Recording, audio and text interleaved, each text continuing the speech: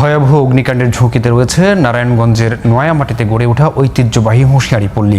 গিঞ্জি পরিবেশ, সরু রাস্তা আর বৈদ্যুতিক তারের কারণে বড় ধরনের দুর্ঘটনার আশঙ্কা ব্যবসায়ীদের।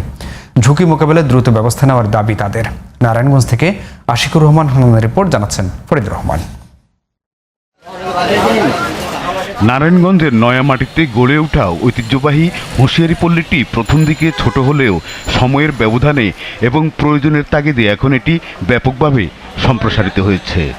সরু গলি আর বৈদ্যুতিক তারের জঞ্জালে ঢাকা এই হুঁশিয়ারি পল্লীতে এখন অন্তত ৫,০০০-এরও বেশি ছোট বড় কারখানা গড়ে উঠেছে।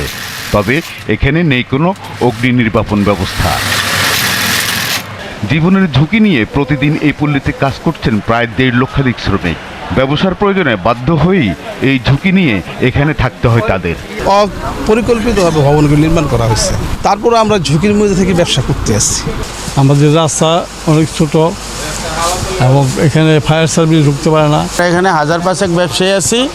এখানে আমরা এই বিদ্যুতের তারের কারণে নিরাপত্তাহীনতায় ভুগতে আছি। আগুনের যে আমাদের প্রায় সময় এই ক্ষয়ক্ষতিটা থেকে যে আমরা বাঁচতে পারি বা আমাদের সরকার যদি কিছু ব্যবস্থা করে, ভালো একটা সুযোগ সুবিধা আমরা পাই, তাহলে আলহামদুলিল্লাহ। সরকার আমাদের এটা একটু দেখুক, আমরা এটাই চাই যে কিভাবে আমরা এর থেকে উপকৃত হইতে পারি। অগ্নিকাণ্ডের সরঞ্জাম রাখাসহ ফায়ার সার্ভিসের কর্তা ব্যক্তিদের পরামর্শ চেয়েছেন অ্যাসোসিয়েশনের নেতৃবৃন্দ। তবে ফায়ার সার্ভিস কর্তৃপক্ষ বলছে, সরু রাস্তার কারণে বিপদের সময় এই পল্লীতে তাদের টিম যেতে বাধাগ্রস্ত হয়। এখানে অনেক হাইরাইজ ভবন আছে, কিন্তু দেখা যায় যে রাস্তা এখানে 12 ফিট, একটা গাড়ি গেলে আরেকটা গাড়ি সামনে থেকে আসতে পারে না এবং বেশিরভাগ এখানে যানজট বেশি থাকে।